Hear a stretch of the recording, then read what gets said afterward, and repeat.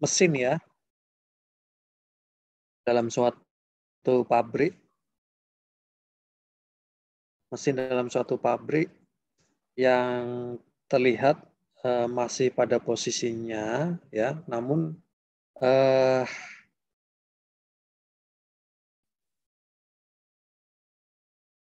ada indikasi umur dari mesin-mesin tersebut sudah melebihi dari umur ekonomis, bahkan umur fisiknya. Ya, artinya apa? Artinya bisa jadi mesin tersebut sudah beberapa mesin sudah nggak dapat dioperasionalkan, atau kalaupun sudah bisa dioperasionalkan sudah tidak standar lagi, ya, tidak memenuhi standar lagi, atau bahkan sama sekali rusak berat, ya. Nah, kondisi seperti itu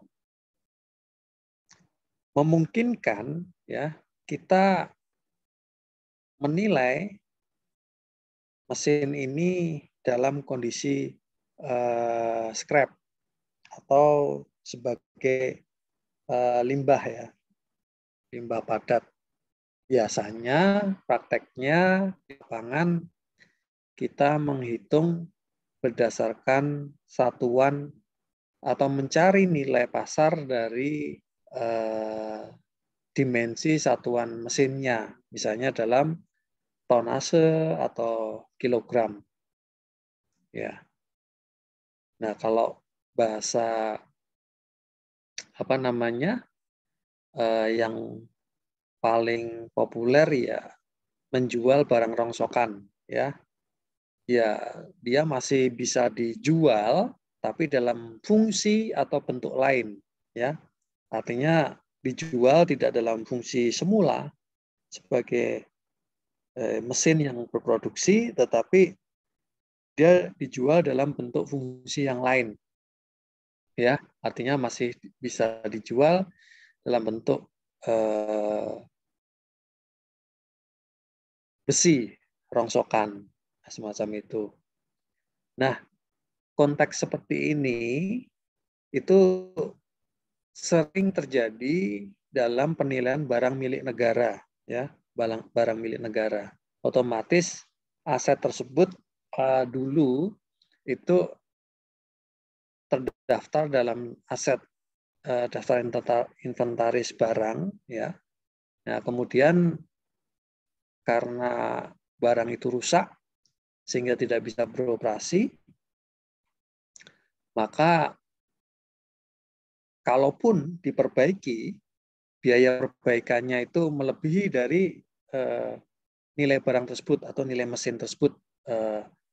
Kalau mesin itu dijual sesuai kondisinya, ya. Kalau misalnya dijual dalam kondisi second, itu lebih murah ya dibandingkan biaya perbaikannya. Jadi artinya biaya perbaikannya melebihi dari nilai dari barang atau mesin tersebut.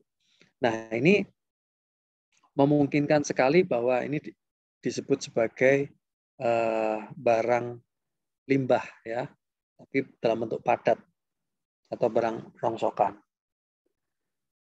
Case-case-nya mungkin tidak cukup hanya mesin ya, bisa dalam bentuk kendaraan ya, kendaraan dinas ya, atau bisa pesawat milik institusi atau lembaga yang mungkin sudah dulu miliknya ini PTDI, Dirgantara Indonesia, ya, CN235 misalnya. Ini secara teknologi tipe itu sudah tidak diproduksi lagi. Nah, itu tidak bisa dijual dalam bentuk dan fungsi yang sama, yaitu pesawat terbang. Ya, di samping dia sudah nggak layak terbang, juga nggak bisa difungsikan sebagai alat transportasi udara.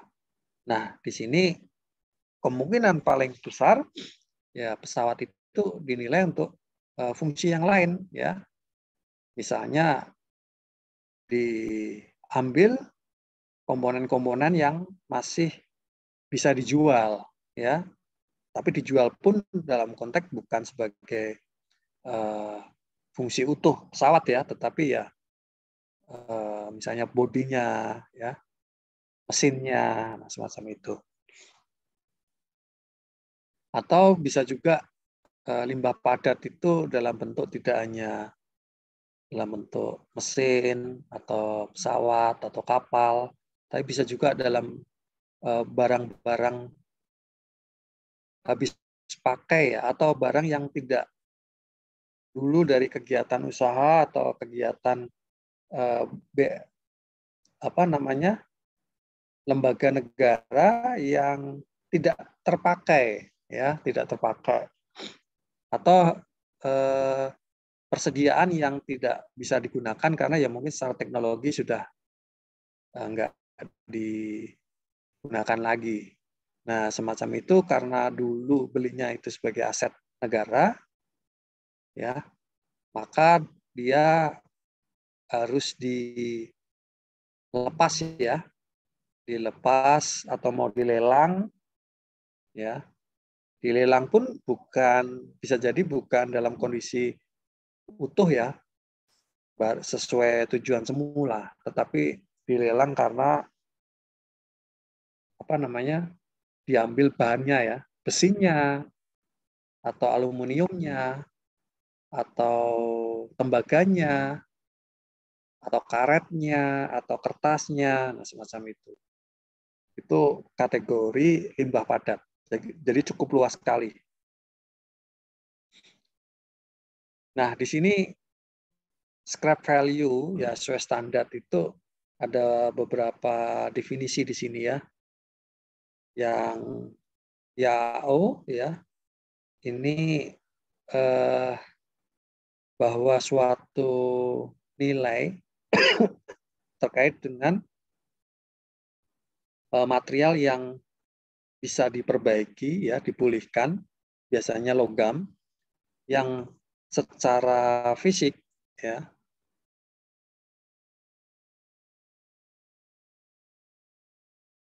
sudah beralih, ya, jadi suatu barang yang tidak dapat digunakan atau sampah, ya, yang benar-benar mungkin rusak, ya, atau sangat-sangat usang, ya, sehingga tidak dapat atau dioperasionalkan secara normal kembali. Atau itu suatu nilai dari suatu aset pada akhir dari umur fisiknya, ya, bahkan sudah melampaui umur ekonomis. Nah, ini di akhir umur fisiknya. Nah, semacam itu definisi dari scrap value. Kemudian dari definisi Dictionary of Real Estate Appraisal, itu sebuah opini atau pendapat sejumlah nilai yang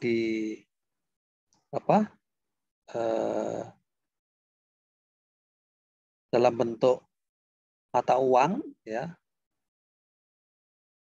yang biasanya dalam bentuk properti yang dijual untuk sebagai yang dijual dari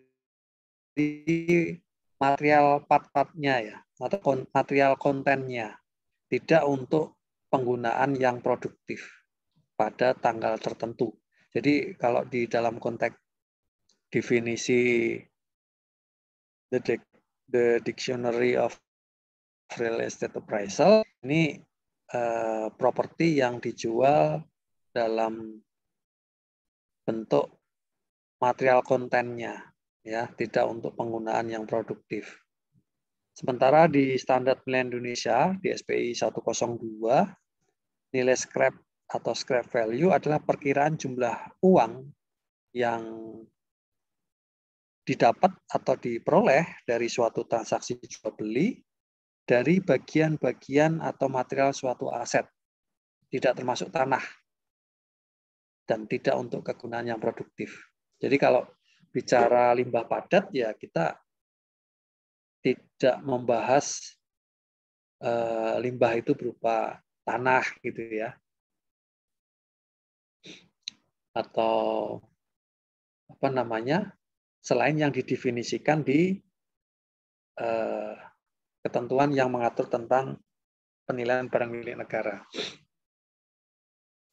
Nah, di ketentuan penilaian barang milik negara terkait dengan limbah padat atau scrap, ini diatur di Perdirjen Kekayaan Negara nomor 9 tahun 2012. Jadi limbah padat adalah sisa dari suatu kegiatan kriteria. Yang pertama, telah dikategorikan rusak berat atau tidak dapat berfungsi sesuai asalnya. Jadi udah pasti kalau barang milik negara yang rusak berat, kalau ini tergantung kondisinya ya. Ada kondisi bagus, rusak ringan atau rusak berat. Nah, kalau kategori rusak berat ini bisa jadi biaya perbaikannya sudah melebihi dari nilai barangnya itu tersebut. Dan atau tidak dapat berfungsi sebagai asalnya, sesuai asalnya.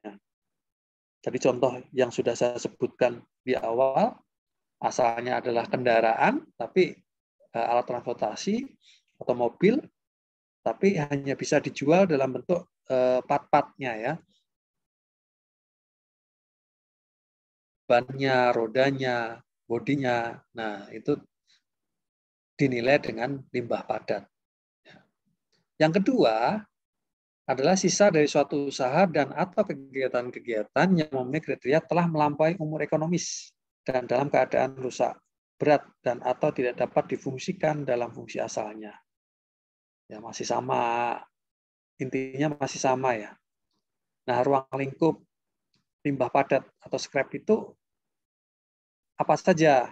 Nah, ini disederhanakan menjadi dua ya, limbah padat itu dalam bentuk logam atau non logam ya. Non logam itu bisa kertas, bisa karet, bisa plastik ya, yang pasti bukan logam. Dan logamnya sendiri ini dapat dibagi dua, yaitu ferro atau besi dan non ferro atau selain besi.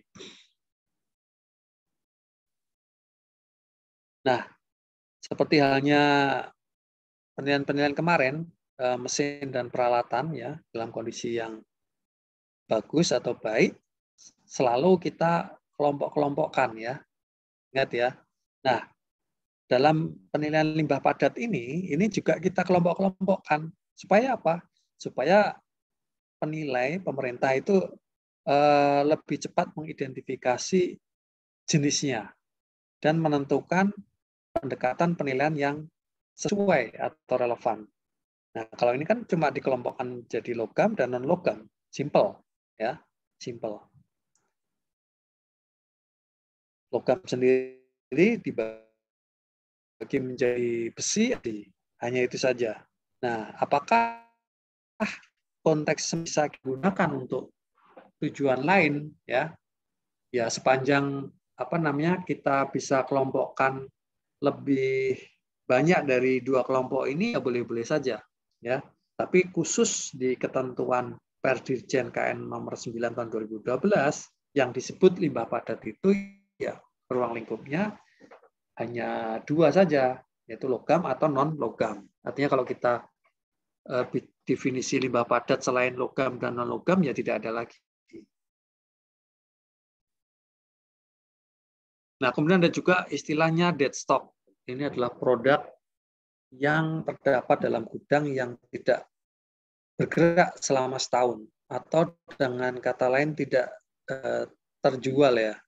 Bagi bisnis yang tidak menggunakan software manajemen gudang, dead stock tersebut akan terus berada dalam gudang karena terlupakan hingga akhirnya menjadi barang yang tidak berguna. Nah, case semacam ini banyak sekali ya. Barang-barang persediaan, ya kan? Barang-barang persediaan dalam contoh ini ya software ya. Softwarenya pada saat perolehan software tersebut, perangkat lunak tersebut masih cukup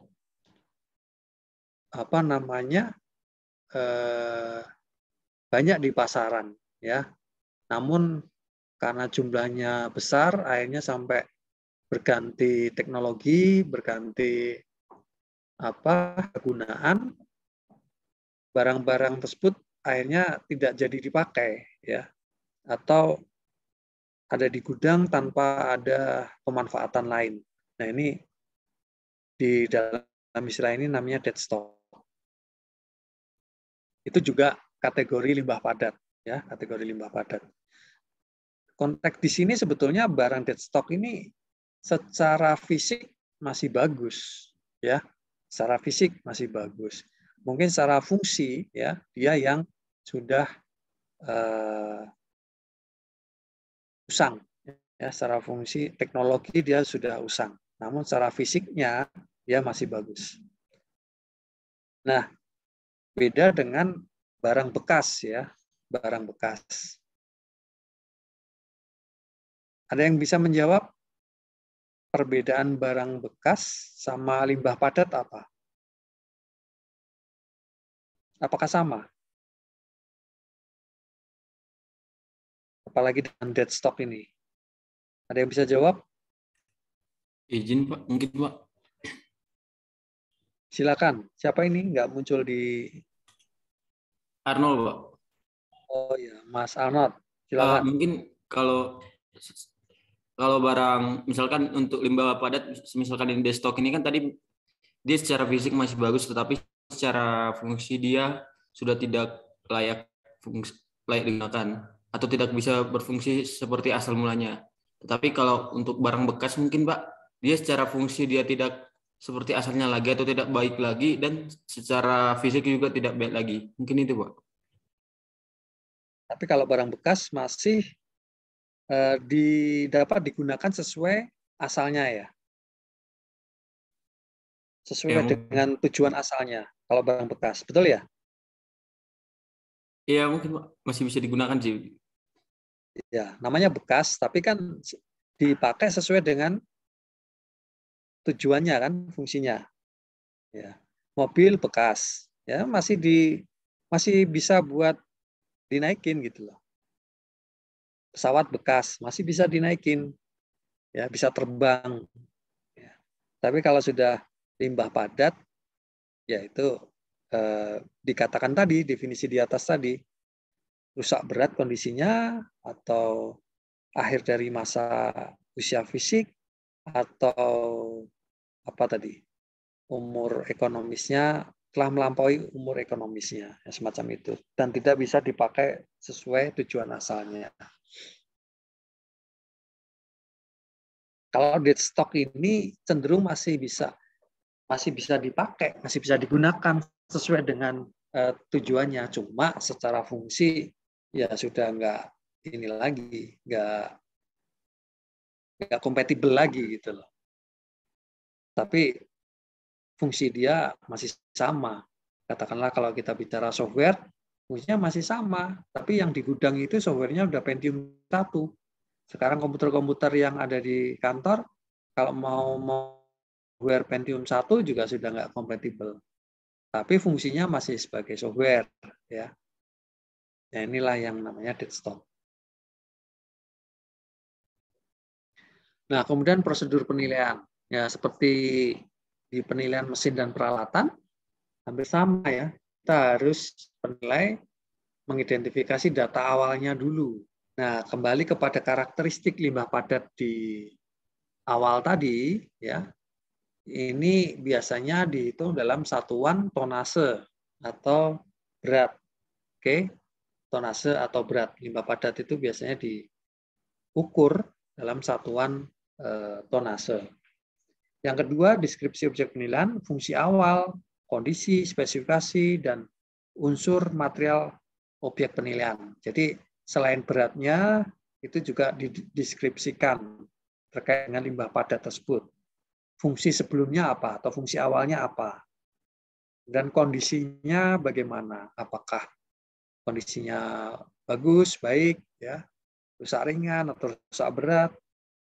Kemudian spesifikasinya, tipe atau modelnya, kemudian unsur material objek penilaian, misalnya besi atau baja atau non logam, macam itu. Jadi ada deskripsinya, artinya di awal selain berat, penilai mengidentifikasi beberapa hal tersebut, fungsi sebelumnya, kondisinya, spesifikasi, dan unsur material yang melekat pada objek penilaian. Kemudian dilakukan survei lapangan. Jadi begitu ada permohonan, data awalnya dikumpulkan, kemudian dibuatkan surat tugas, dan berdasarkan surat tugas itu kunjungan atau visit ke lapangan, melihat objeknya. Karena apa? Ya kemarin ya intinya apapun yang kita nilai itu properti, melihat kondisi di lapangan. Beda dengan penilaian bisnis. Ya, kalau penilaian properti mau apapun ya sangat dianjurkan melihat kondisi dari objek yang dinilai. Nggak bisa di atas meja ya. Apa yang dilakukan dalam survei lapangan? Yang pertama adalah verifikasi daftar objek. Ya, kalau itu barang milik negara, berarti memastikan apakah limbah padat itu masih tercatat sebagai aset atau tidak. Kemudian mendokumentasikan objek, ya, foto ya samping kanan, tampak kiri, tampak depan, tampak belakang, itu harus ada. Kemudian validasi data awal permohonan penilaian. Jadi memvalidasi permohonan dari user atau peminta bantuan penilaian ini, kemudian mencek dengan dokumen-dokumen yang ada. Kemudian validasi deskripsi objek penilaian serta penelitian material dari objek penilaian.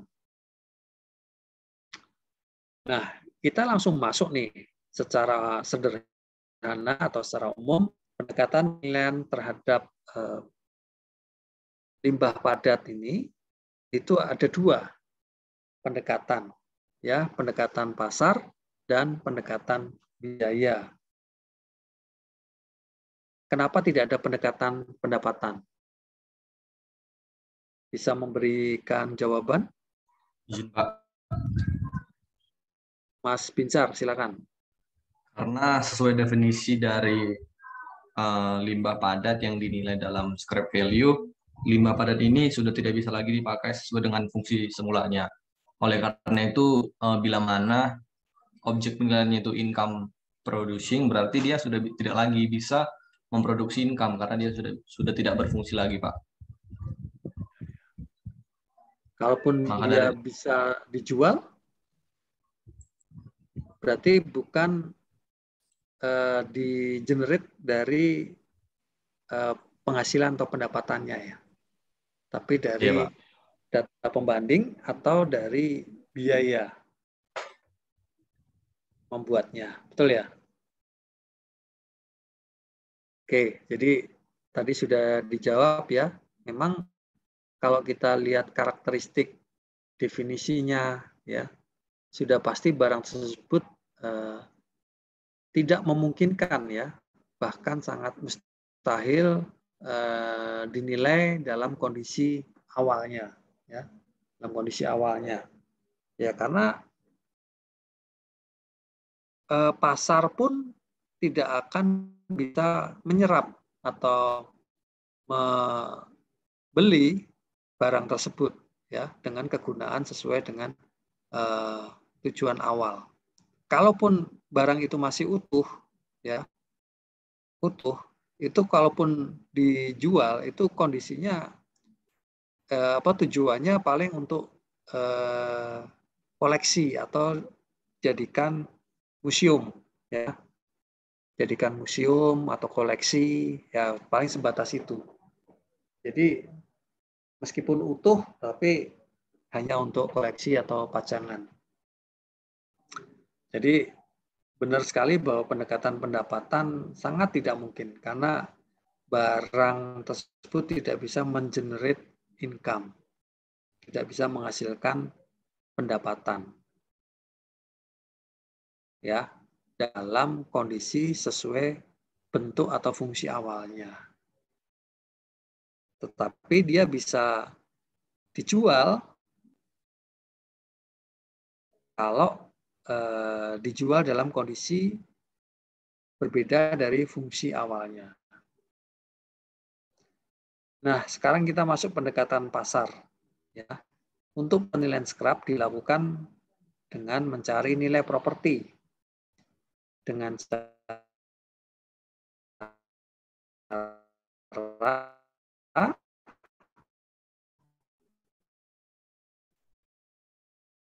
membaca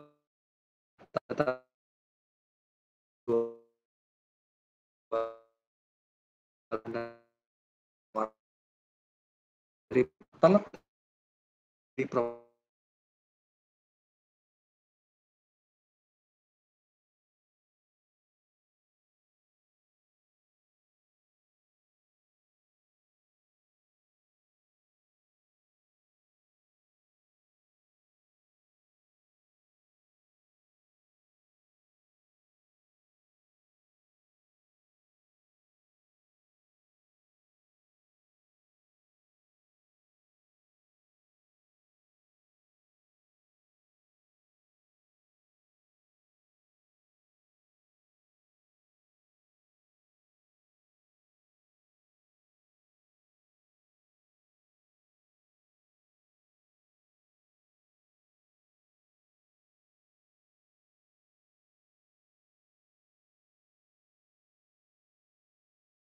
pembanding yang berlokasi jauh dari properti yang dinilai.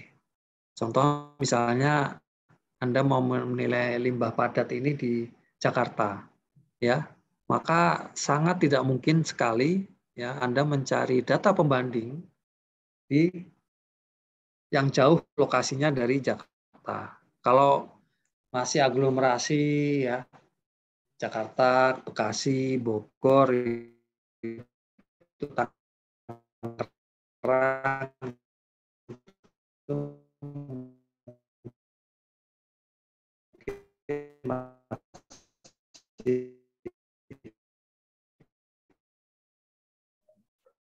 Izin Pak, untuk suara Bapak putus-putus Pak suaranya.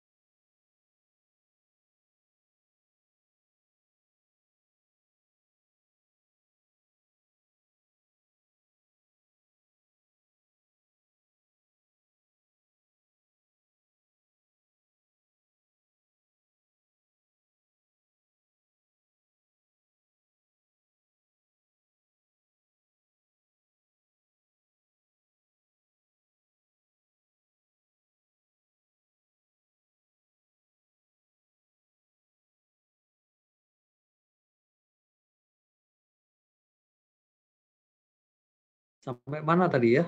Terputus lagi nih. Iya Pak, terputus suara. Sampai ini ya, penggunaan pendekatan pasar untuk menilai barang limbah padat. Jadi tadi beda dengan Anda menilai mesin dan peralatan dalam kondisi bekas ya.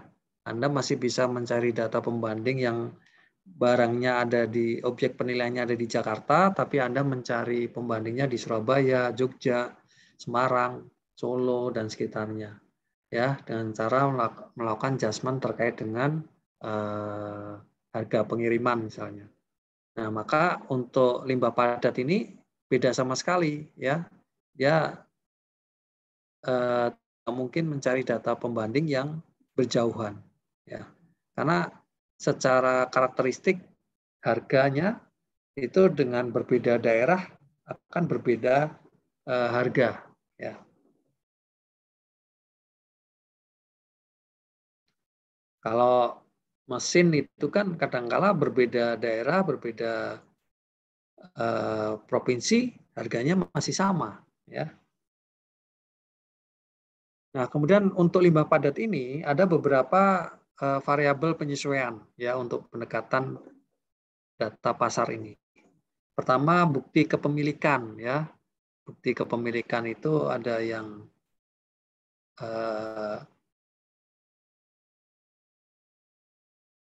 apa istilahnya, barang milik negara itu pasti kepemilikannya juga kepemilikan secara apa ya, bukan dalam konteks ini ya, apa namanya istilahnya, di daftar inventaris barang gitu ya, di daftar inventaris barang itu termasuk barang yang tercantum di dalam NIB atau tidak, ya. Kalau misalnya barang itu ada di dalam NIB, nah itu akan berbeda. Misalnya barang yang akan dinilai tersebut, terutama limbah padat ini ya, itu sudah dikeluarkan dari NIB. Nah, kadang-kadang kita sering ketemu suatu barang yang memang secara aset itu dulu barang milik negara. Hanya saja karena sudah nggak dipakai lagi, maka ditaruh di gudang atau di ini yang nyata sudah nggak diinventarisir lagi. Semacam itu. Kemudian detil keberadaan objek penilaian. Apakah di satu lokasi berdekatan atau jauhan dengan objek yang dinilai. Kemudian tanggal transaksi, penjualan atau penawaran. Biasanya limbah padat ini memang pembandingnya ya dari penjualan, ya. Nah, informasi harga jual limbah padat ini biasanya ada di tukang rongsokan ya, atau tukang loak ya, atau tempat-tempat pengepul. Nah, kalau mencari data harga jual besi per kilogram berapa, kertas per kilogram berapa, itu ada di tempat pengepul. Jadi kalau kita mencari data pembanding harga penawaran atau penjualan ya di situ. Kemudian kualitas dari objek penilaian. Nah, objek penilaian ini kadang dengan data pembanding itu berbeda-beda ya. Karena namanya limbah itu kadangkala di beberapa jenis limbah itu dibedakan dalam bentuk grade ya. Ada grade A, grade B, grade C. Anda kalau pernah jual beli barang rongsokan ya, itu ada grade-grade-nya ya. Kalaupun katakanlah besi ya, besi hulu atau besi lonjor lah semacam itu beda ya. Nah, ini contohnya grade lah ya. Makanya memastikan bahwa harga jual itu juga setiap grade akan mempunyai harga jual atau penawaran yang berbeda. Kemudian biaya transportasi ya. Objek penilaian harganya kalau misalnya diambil atau dikirim itu akan berbeda ya, terutama dengan data pembandingnya, ya. Apakah data pembandingnya itu harga itu diambil oleh pengepulnya atau harga itu didapat di lokasi pengepulan. Jadi barang itu dibawa ke pengepulan kemudian ditransaksikan di situ. Jadi harganya bisa berbeda. Kemudian biaya bongkar, potong atau las. Nah, ini menjadi unik ya. Karena apa? Karena kadangkala untuk jadi punya nilai jual barang limbah padat ini, itu nilai jualnya itu terbentuk harga yang tertinggi, paling tinggi, itu kalau sudah dalam bentuk potongan bahkan. Atau sudah dibongkar, tinggal angkut. Atau dilas, kalau bentuknya sebagian besar adalah besi-besi, rangkaian besi. Itu kalau sudah dilas, dipotong-potong, itu akan punya nilai jual lebih tinggi dibandingkan masih utuh, belum dipotong-potong atau belum dibongkar atau belum dilas. Jadi uniknya seperti itu ya. Beda dengan barang yang bukan limbah padat ya. Kalau bukan limbah padat, mesin dan peralatan yang utuh dibongkar, dipotong, dilas ya itu malah jadi menurunkan harga ya. Tapi kebalikannya, kalau limbah padat dia semakin bisa dibawa dengan mudah, dipindahkan dengan mudah, harus dengan dibongkar, dipotong, dilas, itu akan jauh lebih tinggi harganya. Karena mempertimbangkan apa? Mempertimbangkan biaya bongkar, biaya potong, biaya las.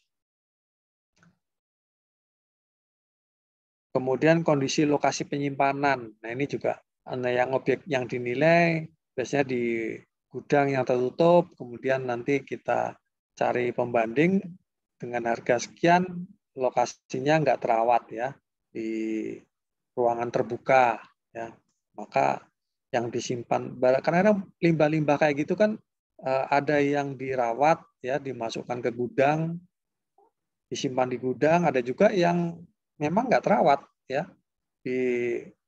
ditaruh di lapangan terbuka macam itu.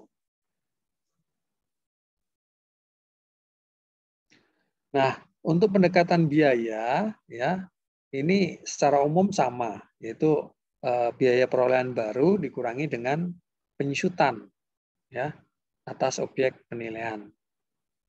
Nah, untuk biaya perolehan baru atau biaya replacement atau reproduction cost NRC ya, seringkali disebut dengan nilai bahan baku limbah padat atau nilai bahan baku scrap. Ya. Ini nanti kemudian nilai bahan baku scrap ini sebagai pengurangan biaya perolehan baru dikurangi penyusutan. Penyusutannya apa saja? Ada fisik, fungsi, dan ekonomi. Ya, sehingga dihasilkan nilai wajar limbah padat.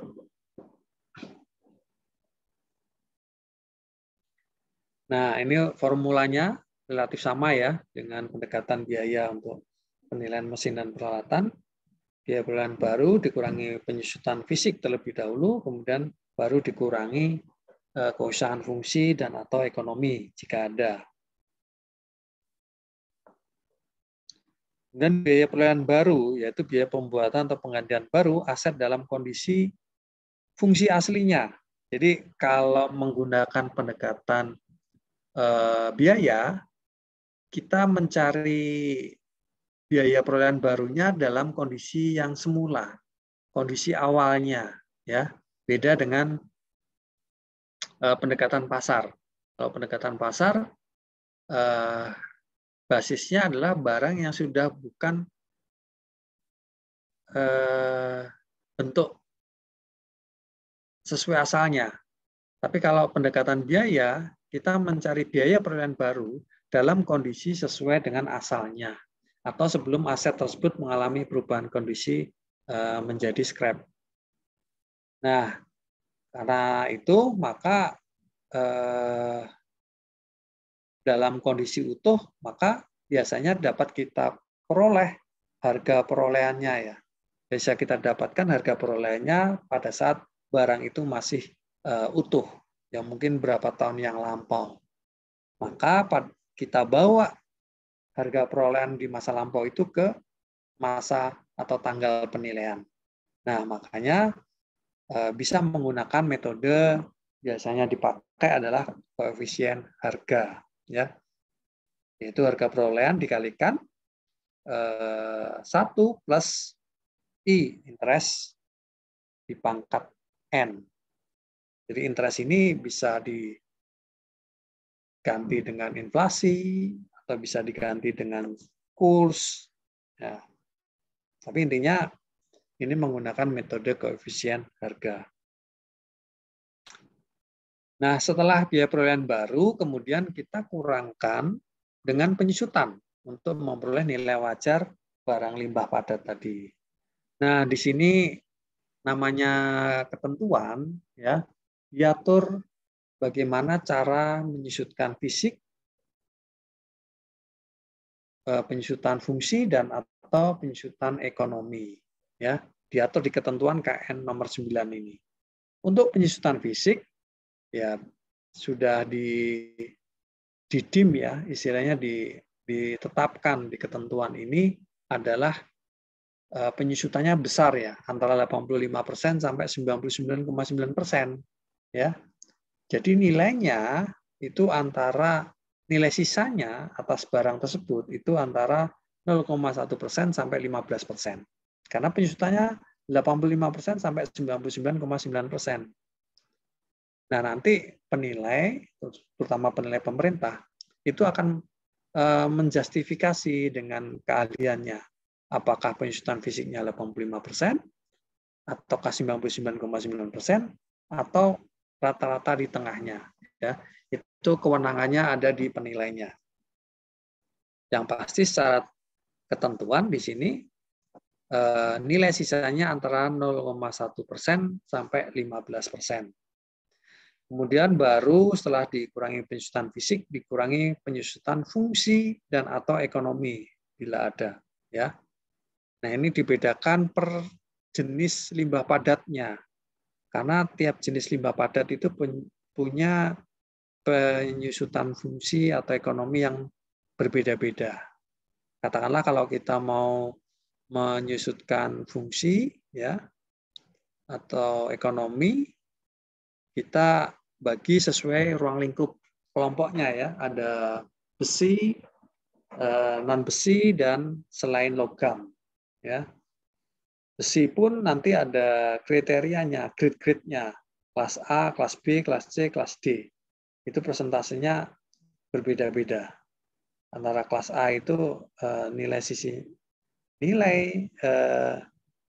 sisanya ya itu semakin kelas A itu semakin besar karena penyusutannya lebih kecil dibanding kelas D. Kemudian non ferro ya bisa aluminium itu 55% sampai 80%. Kemudian karet 65% sampai 85%. Plastik 50% sampai 80%. Ya maksimal kayaknya 80% semua.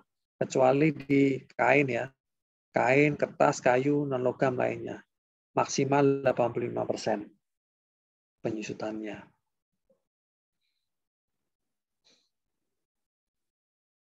Nah ini mungkin kalaupun nanti di UAS ada, Anda bisa ceritakan ya. Nah kita masuk ke suatu case study atau studi kasus, di mana studi kasus ini menghitung penilaian limbah padat atau scrap logam berupa besi atau ferro dengan metode pendekatan data pasar. Di sini contoh dokumentasi dari barang-barang yang akan dinilai. Ya, lokasi barang tersebut ada di ruangan terbuka. Ya, dari bekas macam-macam, ada bekas genset, ada bekas apa ini, bekas pagar, bekas atap, dan sebagainya. Nah, fungsinya sebelumnya seperti itu. Tapi nanti kita jual ya bukan sesuai dengan fungsi awalnya, tetapi per jenis tadi, apakah mayoritas dari limbah padat itu besi, maka kita jual dalam jenis besi, ya.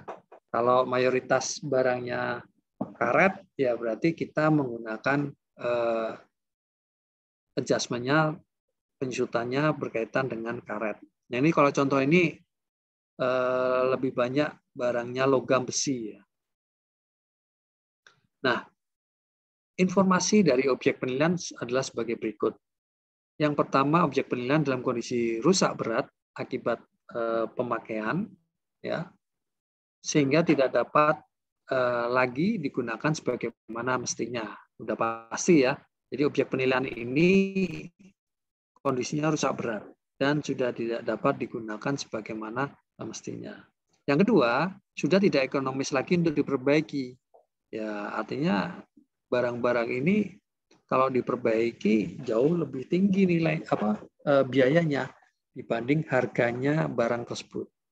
Yang ketiga, material utamanya adalah logam besi. Ya, material meskipun di sini ada selain besi ya ada karet, aluminium, tapi dalam konteks ini yang mayoritas adalah logam besi.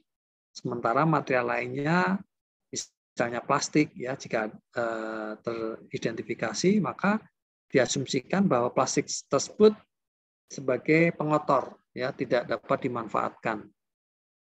Jumlahnya diidentifikasi karena beratnya tadi sudah diidentifikasi berapa ton nih,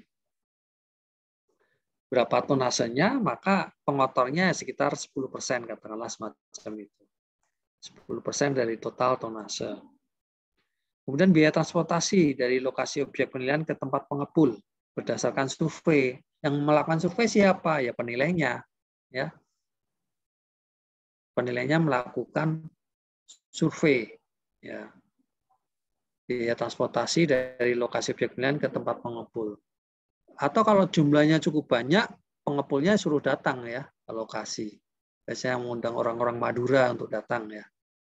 Tapi kalau barangnya sedikit, ya barang tersebut kita bawa ke tempat pengepul. Nah, kemudian biaya potong las berdasarkan hasil survei 5-6% per kilogram. Ya. Dan kenapa biaya transportasi dan biaya las potong las tadi dimasukkan? Ya karena untuk kedua parameter itu mempengaruhi harga jualnya, ya. Tadi saya katakan barang itu tidak dipotong-potong atau tidak dibongkar dalam kondisi yang mudah dipindahkan, maka harga jualnya akan lebih murah dibandingkan barang-barang itu dipotong-potong dulu, apalagi dibersihkan dulu. Nah itu berpengaruh terhadap harga dengan pendekatan pasar. Dan tonase total dari limbah padat tersebut adalah 10,5 ton. Dari mana informasinya? Berdasarkan surat keterangan dari pengguna akhir atau user. Nah, pertanyaannya apakah dalam survei lapangan penilai pemerintah itu akan melakukan pengukuran, melakukan timbangan atas limbah padat tersebut. Nah, kebanyakan memang penilaian ini tidak dilakukan pengukuran, ya, tetapi mendasarkan pada data eksternal, ya, misalnya ada surat keterangan atau data yang dibikin sendiri oleh pengguna jasa permintaan penilaian tersebut. Izin bertanya, Pak. Boleh, silakan Mbak Mika. Mengenai ini Pak, untuk yang poin keempat, 2-3% dari harga per kilogram, kemudian biaya potong las 5-6% itu sudah ketentuannya atau bagaimana Pak? Atau bisa di-adjustment seperti itu? Nah, kalau di konteks ini, itu sebetulnya menyesuaikan fakta harga di lapangan, ya, fakta atau harga di lapangan. Jadi kalau mengikuti fakta atau ketentuan di lapangan, ya mestinya bisa berbeda-beda. Ya, persentase di sini kan sebetulnya apa ya? Berdasarkan riset ya, atau sebelum pengaturan ketentuan ini dibikin, ya sudah pernah dilakukan proporsi dari biaya transportasi itu sekitar 2-3%. Proporsi biaya untuk potong las itu sekitar 5-6%. Jadi ya memang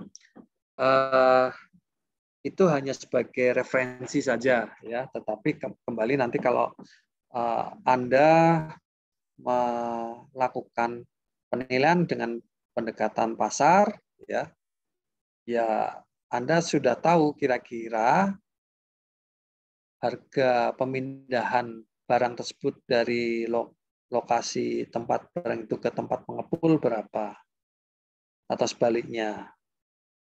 Kemudian biaya potongnya berapa. Nah, ini nanti mengikuti fakta yang di lapangan seperti seharusnya bagaimana.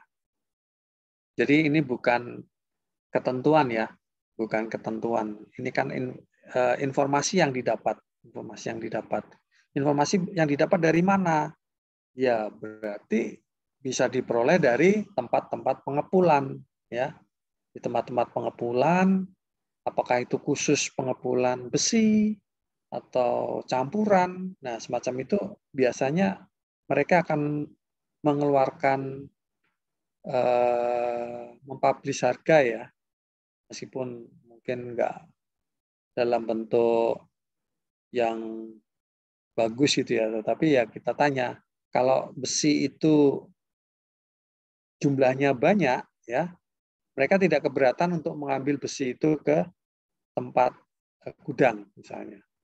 Tapi kalau sedikit ya berarti kita harus bawa ke tempat pengepulan sendiri ya, nggak mungkin tempat pengepulannya datang untuk ngambil ya, kecuali barangnya dalam jumlah yang cukup banyak. Nah, perbedaan harga yang ditawarkan itu ya kira-kira seperti itulah ya, kira-kira seperti itu. Berapa persennya ya masing-masing daerah bisa berbeda-beda. Baik, ya, bisa dipahami Pak. Terima kasih Pak. Ya.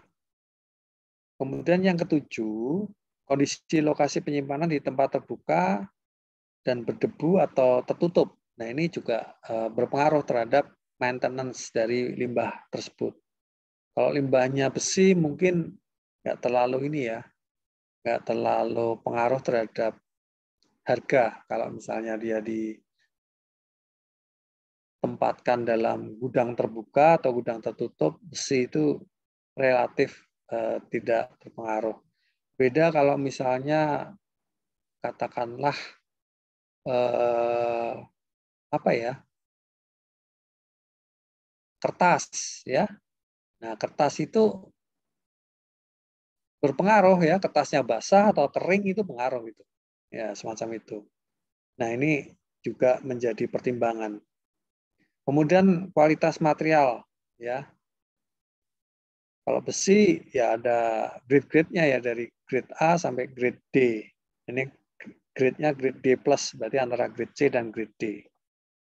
Nah, kalau kita bikin dalam suatu sandingan ya antara objek penilaian di sisi kolom paling kanan dengan objek data pembandingnya ada 3 di sisi sebelah kiri, maka kita coba bikin penyesuaian atau adjustment, parameter-parameter apa saja yang digunakan. Nah, di sini kita bicara lokasi antara data objek penilaian dengan data pembandingnya. Nah, objek penilaiannya ini ada di mana nih? Di Kutai Kertanegara. Maka data pembandingnya ya sekitaran Kalimantan Timur ya, ada di Balikpapan, banding 2 itu juga di Balikpapan, banding ketiga di Samarinda. Dan waktu transaksi ternyata antara objek penilaian dengan data pembanding sama ya, Mei 2011. Kemudian jenis transaksi tadi ya, penawaran atau transaksi penjualan ke pengepul akhir. Ya, nanti informasinya yang kita dapat di pengepul akhir itu barangnya itu mau diambil sendiri oleh pengepul atau kita bawa sendiri ke tempat pengepul. Itu berarti harganya akan berbeda. Kemudian lokasi tempat tertutup ya sama, kemudian transportasi. Nah, biaya transportasi, pengepul akhir mengambil di tempat penjual. Jadi pengepulnya yang datang ke tempat penjual. Yang datang kedua, pengepul akhir mengambil di tempat penjual sama. Sementara kalau di objek penilaian diambil di tempat penyimpanan. Nah, terakhir nilai perolehannya ya. Yang pertama 2.000 per kilogram, kemudian kedua 2.500 per kilogram, dan ketiga 2.500 per kilogram.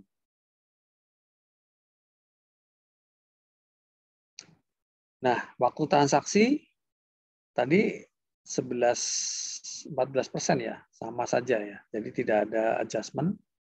Jenis transaksi, tadi kedua data pembanding adalah penawaran, maka minimal koreksi dari penawaran itu minus 5%. Kemudian bentuknya ya dipotong-potong atau utuh ini berbeda-beda kualitasnya, lokasi penyimpanan dan transportasinya.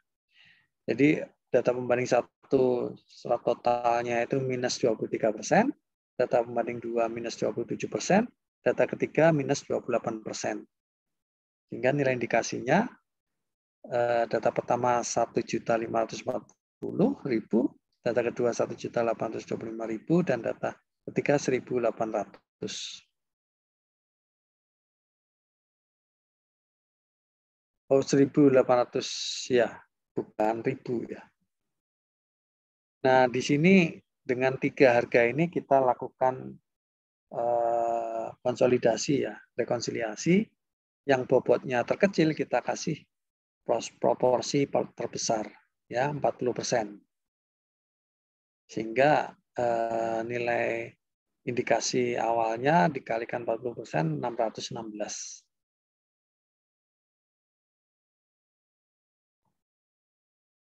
Kemudian harga pasar per kilogram itu 1.704 per kilogram. Jadi tinggal dikalikan dengan harga beratnya. Berat tonase scrap tadi adalah 10,5 ton. Jadi dikalikan 17.899.000. Pembulatan 17.900.000. Ada pertanyaan di sini terkait dengan pendekatan pasar terhadap limbah padat logam.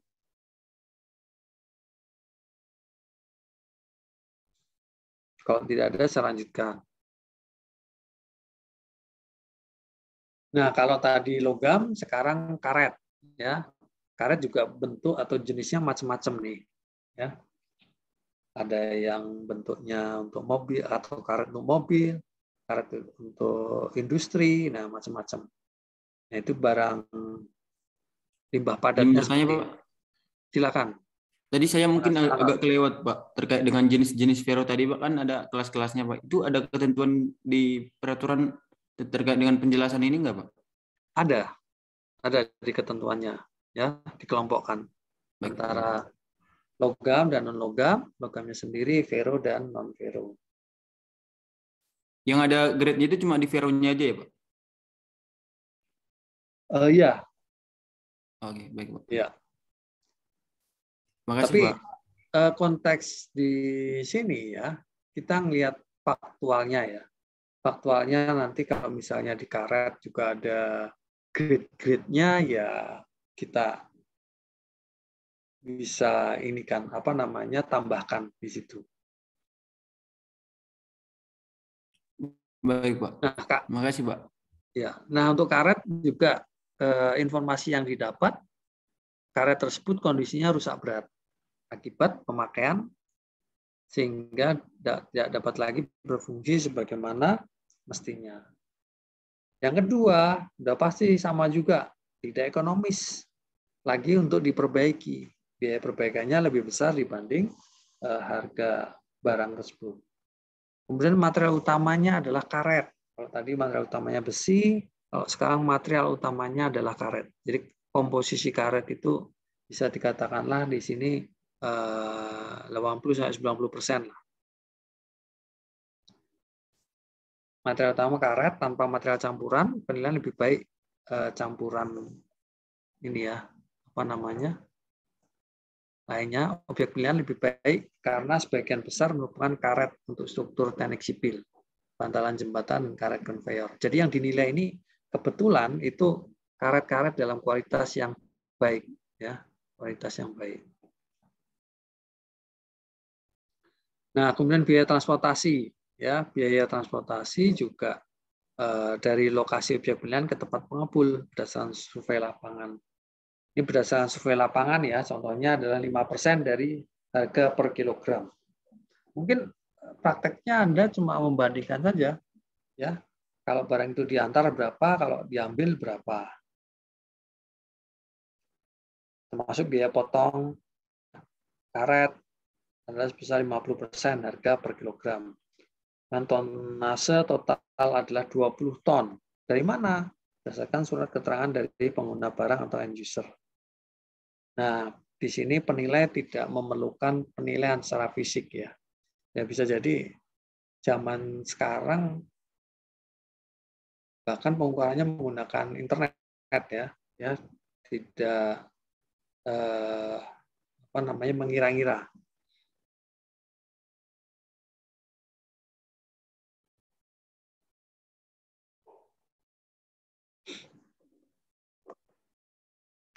Lanjut, perhitungan dengan metode pendekatan pasar tadi, objek penilaiannya ada di Jakarta, kemudian tanggal penilaiannya Mei 2011 sama. Nah, kalau objek penilaiannya di Jakarta, maka sangat lazim sekali masih bisa diperbolehkan kalau kita mencari data pembandingnya dari pengepul di Bekasi, pengepul karet, atau pengepul karet di Tangerang, atau pengepul karet di Jakarta, masih Jabodetabek lah. Tapi jangan cari data pembanding yang lokasinya berjauhan ya, misalnya ke Semarang, ke Surabaya. Kemudian waktu transaksi sama, dan jenis transaksi penawaran, sementara objek pilihan untuk lelang. Kemudian bentuk, itu objek yang dinilai utuh, yang pembandingnya potongan-potongan. Bagus mana, yang potongan-potongan atau utuh? Dalam kondisi seperti ini, yang bagusnya yang potongan-potongan. Dan kualitas sedang semua. Transportasi diambil di tempat penjual atau diambil di tempat penjual sama juga. Harganya 750 perak ya. Nah, faktor penyesuaian ya, waktu transaksi sama 11 Maret Mei 2011. Ya. Kemudian jenis transaksi penawaran, jadi harus dilakukan adjustment minus untuk jadi harga wajar. Kemudian bentuknya, ya, bentuknya tadi kebanyakan di potongan-potongan ya, jauh lebih besar. Jadi data pembanding lebih bagus karena biaya pemotongannya ternyata 50% dari biayanya. Kemudian kualitasnya sedang semua, yang dinilai utuh, baik. Makanya di adjustment positif. Lokasi penyimpanan sama. Mana nih tadi?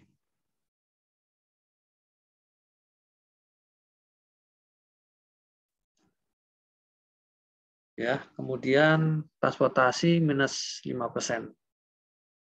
Yang penyusutannya terkecil, yang A. Ya, maka di aplikasinya akan diberi bobot yang kecil tadi.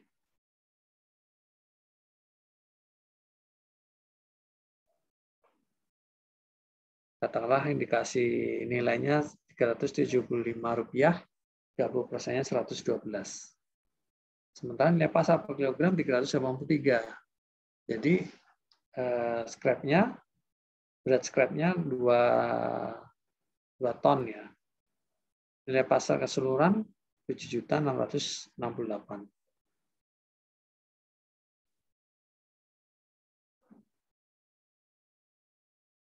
Nah, kemudian kita masuk ke plastik nih. Tentunya juga macam-macam, ada plastik pipa, atap, tandon bahkan. Sama, yang pertama kondisi rusak berat akibat pemakaian sehingga tidak dapat berfungsi sebagaimana mestinya. Kemudian sudah tidak ekonomis lagi untuk diperbaiki. Kemudian biaya transportasi dari lokasi objek penilaian ke tempat pengepul antara 5-7% dari harga per kilogram. Biaya cacah plastik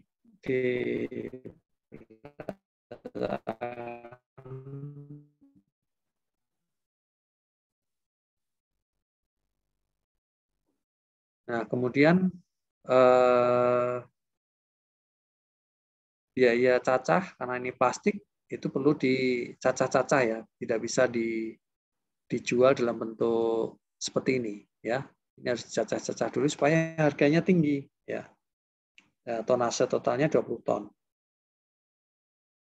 Nah, kalau kita lihat di sini seperti ini ya kesimpulannya ya. Waktu transaksi sama 11 Mei 2011. Jenis transaksinya penawaran, jadi pembandingnya lebih bisa di adjustment minus.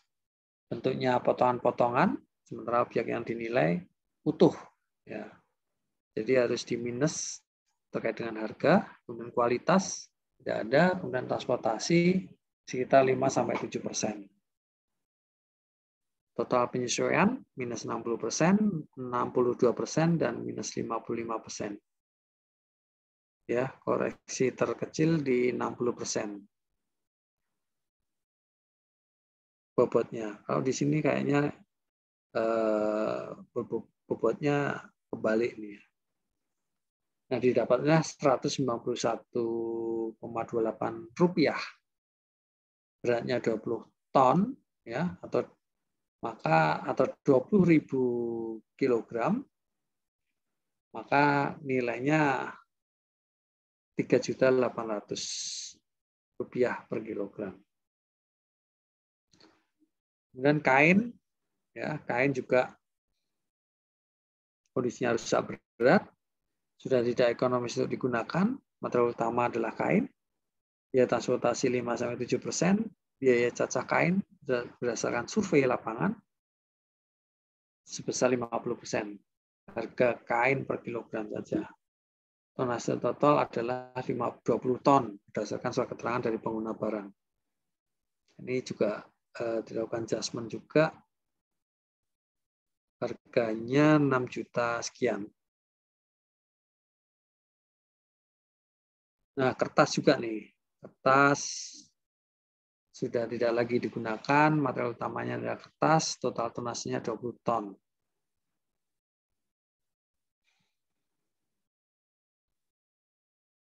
Kertas di sini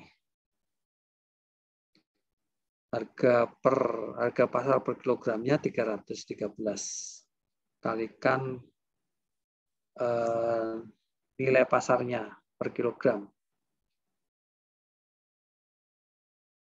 Beratnya 20.000 ya. 20.000 kali 966. Ketemulah nilai pasar keseluruhan 19.323.000 dan pembulatan 19.323.000. Nah, ini ada satu kasus contoh ya, penggunaan kertas. Dulu Komisi Pemilihan Umum atau KPU mengajukan penghapusan berupa kertas yang tidak digunakan dalam proses pemilu 2009. Sebagian besar, lebih dari 80% kertas yang akan dihapuskan adalah kertas suara yang berukuran A4 jenis kertas HVS 70 GSM.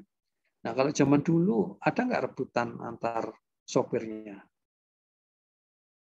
Ya, artinya antar terkait dengan bentuk awalnya ya.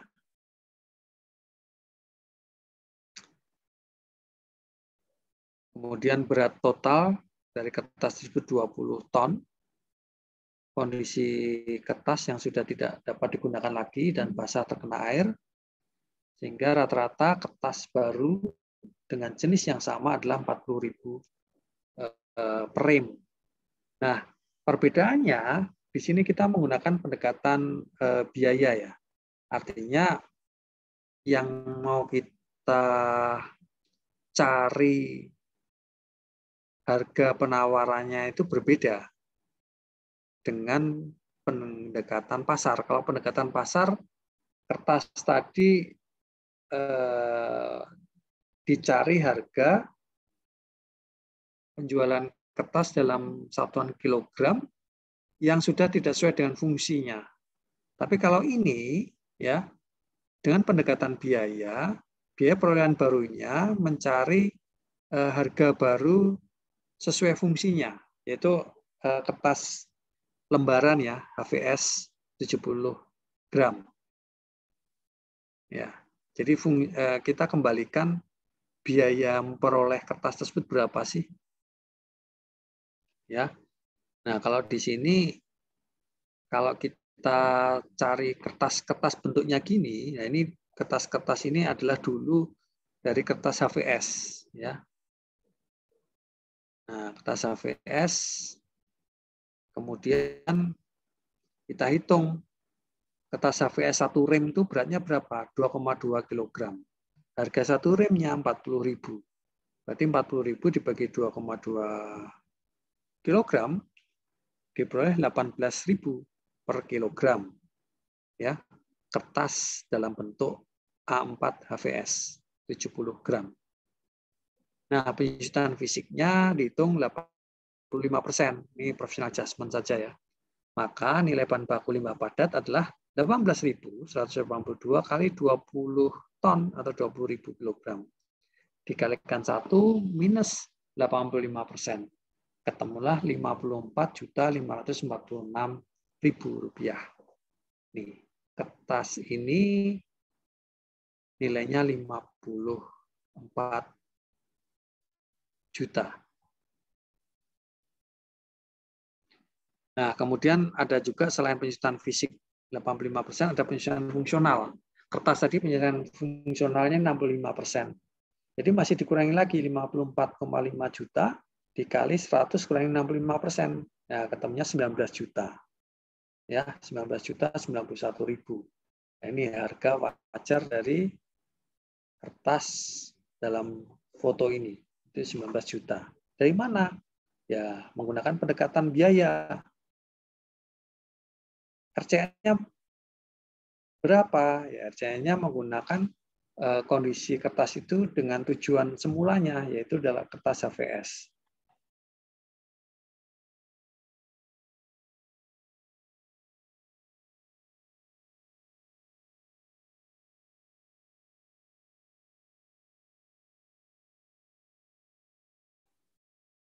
Nah, kemudian contoh lain dengan pendekatan biaya, kita menghitung besi ya. Menghitung besi, jadi di sini Kementerian SDM mengajukan permohonan penghapusan berupa pipa tapping bekas dari kontraktor kontrak kerjasama K3S. Nah, berdasarkan hasil pemeriksaan terakhir yang dikeluarkan tim pemeriksa air dari Kementerian SDM, pipa-pipa tersebut sudah tidak layak digunakan sebagai pipa untuk operasional K3S. Spesifikasi aset yang akan dihapus adalah bentuknya pipa pengeboran ya, 3,5 in, jumlahnya ada 664 pipa ya. Harga belinya dulu perolehannya pipa pengeboran ini sebanyak 66 buah, itu 837 juta harga belinya.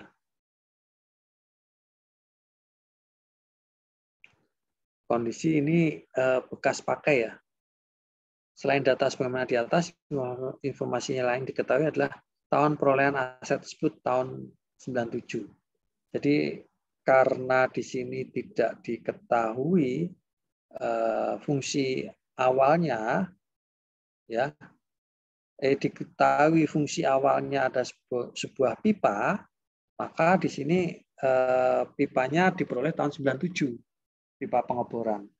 Nah, kita mencari apa istilahnya perhitungan nilai RCN-nya ya, atau nilai bahan baku dari scrap-nya. Itu RCN dikali 1 kurangi penyusutan. Karena tidak didapatkan nilai penggantian reproduksi baru di pasar, maka RCN-nya diestimasi menggunakan koefisien harga. Di sini menggunakan rata-rata geometrik atau rata-rata ukur. Nah, ini perhitungannya menggunakan data inflasi. Dari barang itu diperoleh 97 sampai dinilai tahun 2011, ini terdapat data inflasi tiap tahunnya. Nah, ini terlihat mulai dari 97, 9,9, kemudian tahun 98 naik jadi 58, kemudian tahun 99 turun tapi masih besar 20,7, tahun 2000 3,8, sampai tahun 2011 5,5. Nah, kalau Anda belajar statistik, di sini terlihat ada data outlier atau data yang di luar standar deviasinya. Ya. Mana data tahun berapa? Tahun 98 dan 99. Ya. Tahun 98 58, 99 20. Ini data outlier, kita hilangkan ya. Maka data-data ini kita rata-rata ya, rata-rata inflasi tahun 97 sampai 2011 itu sekitar 7,7%. Nah, pakai model koefisien harga 837 juta dikalikan 1 ditambah 7,7% pangkat 15, ketemulah 2 miliar, 2,5 miliar. Nah, 2,5 miliar itu biaya perolehan barunya. Sehingga untuk memperoleh nilai bahan baku limbah padat, biaya perolehan barunya senilai 2,5 miliar dikalikan 1 kurangi penyusutan fisik. Nah, penyusutan fisik tadi adalah profit adjustment 85%, diperoleh 382 juta. Nah, setelah itu ada penyusutan fungsi ya, ternyata untuk yang bahan besi ya itu 50%, sehingga 382 juta kali penyusutan fungsi 1 kurangi setengah persen, setengahnya berarti ketemulah 191 juta. Jadi pipa-pipa ini dalam kasus ini jumlah 3,5 inci diameternya, jumlahnya 664 pipa, harganya 191 juta. Oke. Nah, dari sini mungkin dilihat tidak terlalu rumit ya untuk menilai limbah padat, hanya menggunakan 2 pendekatan penilaian saja, yaitu pendekatan pasar dan pendekatan biaya. Pendekatan pasar berarti Anda akan mencari data-data penjualan atau penawaran dari objek yang dinilai yang fungsinya sudah tidak sesuai dengan fungsi semula. Jadi kalau barang itu dalam bentuk besi, ya kita cari harga jual besi per kilogram.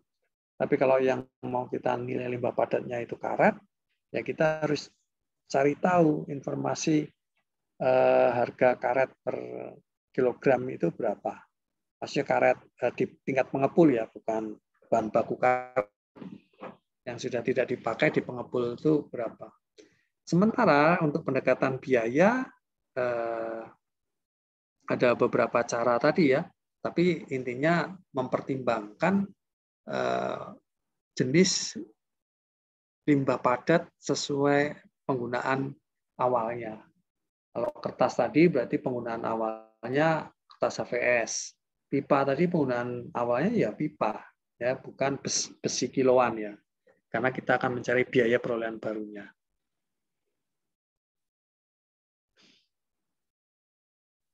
Oke, ada pertanyaan? Izin bertanya, Pak. Ya, Mbak Anissa Wahyu Febrianti, silakan. Gini Pak, kalau ada limbah padat yang terbuat dari besi dengan kondisi rusak berat, tapi bukan karena pemakaian gitu Pak. Misalkan akibat kebakaran, ya akibat kebakaran atau kecelakaan, apa bisa dijadikan pembanding Pak untuk mencari nilai objek penilaian? Dan itu barang milik negara ya?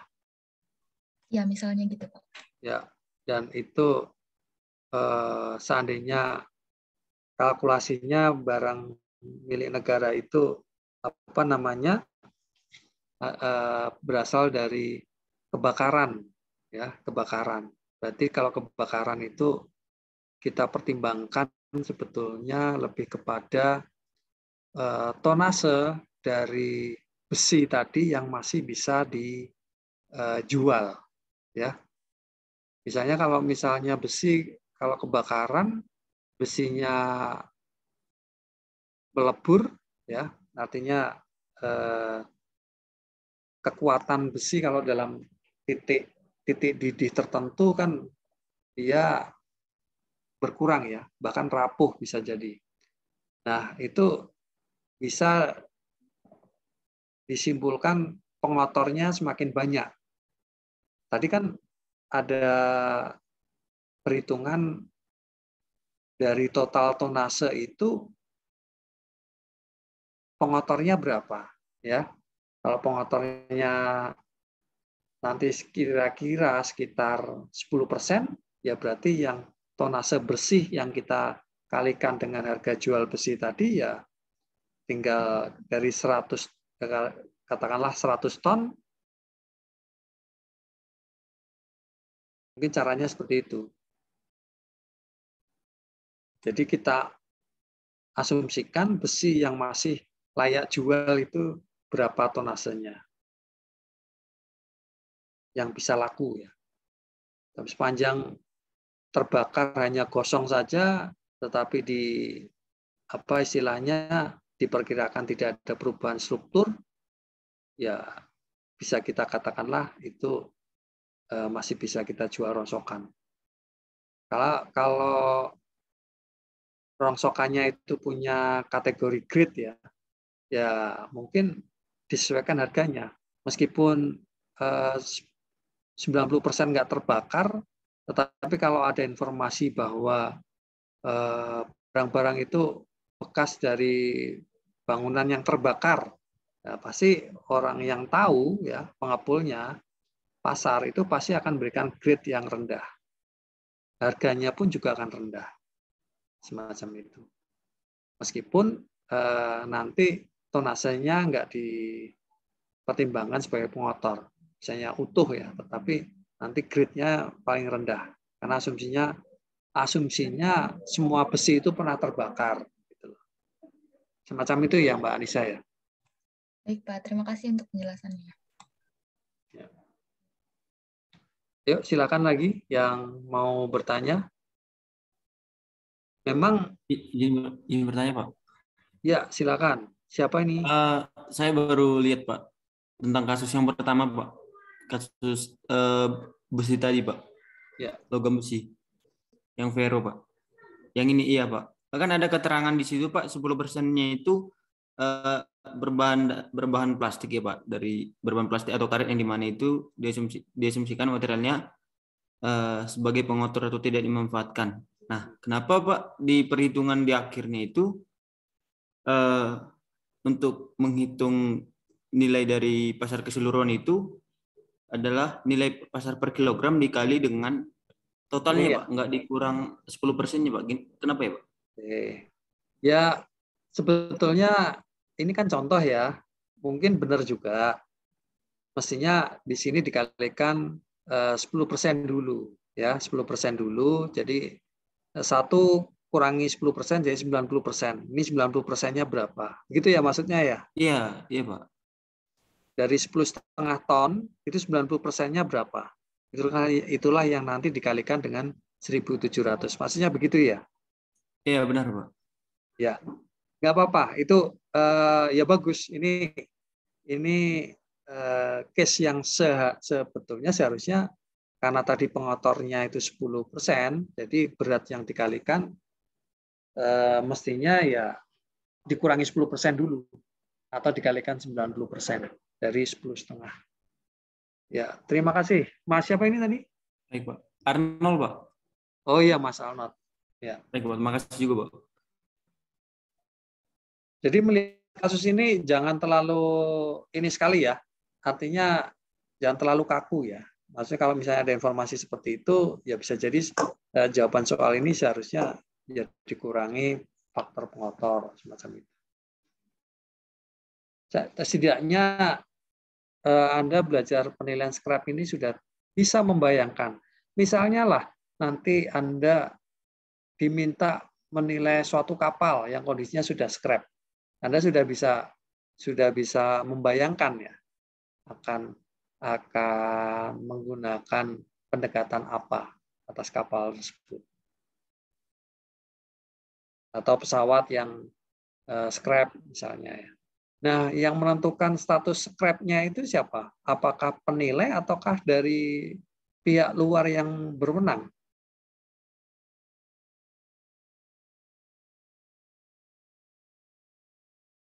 Ada yang bisa jawab? Mas Arnold? Mungkin menurut saya, Pak, kalau dari segi fisiknya, kalau yang scrap itu lebih ke fungsinya ya, Pak, tidak berguna. Nah, mungkin lebih ke teknisinya sih, Pak. Pengguna barangnya ditanyakan, Pengguna Pak. barangnya. Iya, Yang Pak. tadi berdasarkan surat keterangan dari pengguna barangnya. Bahwa barang itu ya sudah nggak bisa dimanfaatkan lagi. Ya, jadi bukan penilainya yang menentukan scrap apa enggak. Mungkin dengan ketentuan ini tadi penilai tidak berisiko merugikan negara. Ya. Paham ya? Jadi yang menyatakan bahwa barang ini scrap enggak tadi berdasarkan surat keterangan dari pengguna akhirnya. Kan penilai tidak mau menanggung resiko ya seandainya barang itu masih bisa dipakai tapi dinilai secara scrap. Ya, nanti kalau ada yang menuntut atau menggugat atau yang mempidanakan merugikan negara, siapa tahu, ya kan? Jadi status barang itu scrap atau dinilai secara normal itu sebetulnya menjadi informasi awal pada saat permohonan penilaian dari pengguna. Ya ingin dinilai pasar atau nilai scrap semacam itu. Nah, misalnya nih, katakanlah ada gedung kantor ya. Gedung kantor yang mungkin secara struktur bangunannya udah tua ya. Masih dipakai untuk apa istilahnya? Untuk kegiatan aktivitas kantor. Tapi bangunan itu kondisinya sudah istilahnya mengenaskan lah ya, karena beberapa strukturnya sudah patah gitu loh. Nah, maka pegawai di situ dipindah ke kantor yang sementara ya. Nah, dalam konteks seperti itu kantor itu minta untuk dinilai ya karena bangunan kantor ini mau dirobohkan dan diganti dengan bangunan baru ya. Diganti dengan bangunan baru. Nah, pada saat seperti itu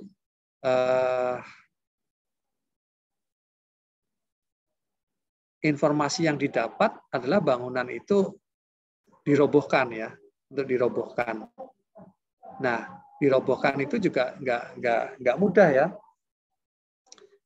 Kecuali kalau bangunan tersebut, bangunan milik negara tersebut direnovasi, ya itu lain. Ya, tapi dalam konteks seperti ini, bangunan ini mau dirobohkan dan diganti dengan fondasi baru, bangunan yang baru. Nah ini secara pengelolaan atau penatausahaan barang milik negara itu harus diputihkan dulu ya, istilahnya dicatat di nilai berapa barang milik negara tersebut. Nah ini termasuk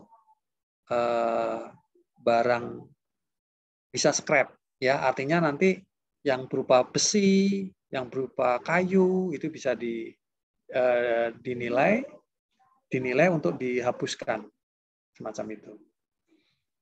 Tapi itu yang memastikan dibongkar dan dihapuskan asetnya itu ya pengguna akhirnya, bukan penilai. Kalau enggak, nanti penilai tetap akan menilai dengan kondisi yang apa adanya, rusak. Ya, kalau tidak ada permintaan bahwa itu dinilai untuk dibongkar dan dihapuskan dari aset. Gitu ya. Ada pertanyaan lagi?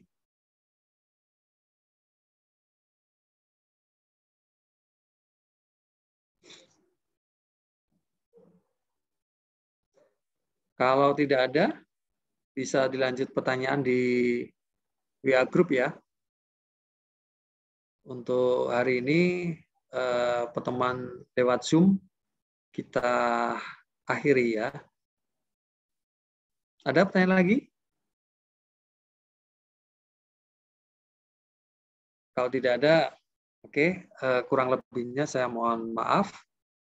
Nanti bisa kita lanjut di WA Group. Terima kasih. Sekian. Wassalamualaikum warahmatullahi wabarakatuh. Waalaikumsalam. Waalaikumsalam Ya. warahmatullahi wabarakatuh. Terima kasih.